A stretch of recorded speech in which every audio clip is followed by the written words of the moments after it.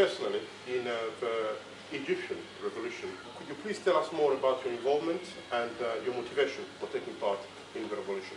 Actually, I come from a family that didn't have much to do with politics.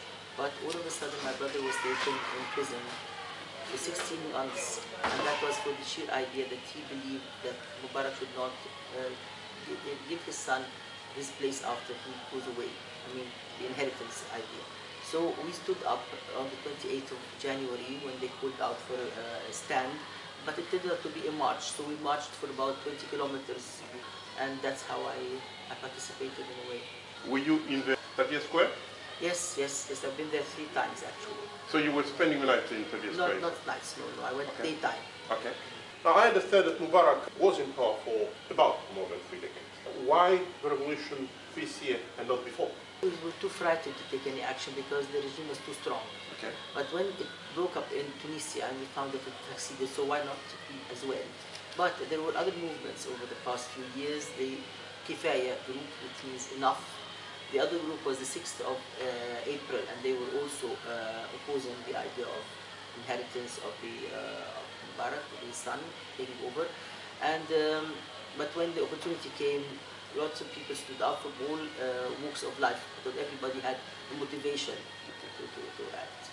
Some people that saw the corruption was too much, and there were people who are ignorant and are poor, and they are not able to stand for themselves, so these people as well stood up for them.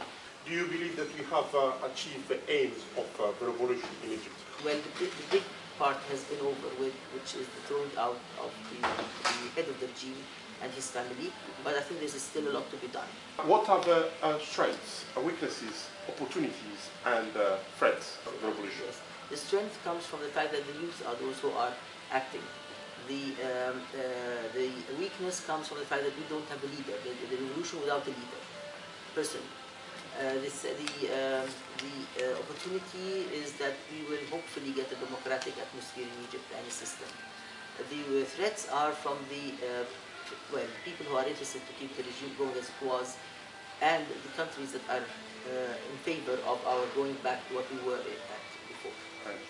Do you think that Hosni Mubarak has got any chance of having a fair trial in Egypt? Yes, I think he would. Yeah, I think he would, definitely, yes. People won't, again, they will realize the fact that it's enough that he has been tried for what he has done, and the situation he's in now pays for what he has done for people, I think. Okay. Don't you think it could be better, for instance, if you need to be tried in a place like here in The Hague, rather than in Egypt, where it has a lot of enemies? Well, I'm thinking about the international criminal court. It could be a possibility, but I think people would rather if he was tried in Egypt, and I don't think they would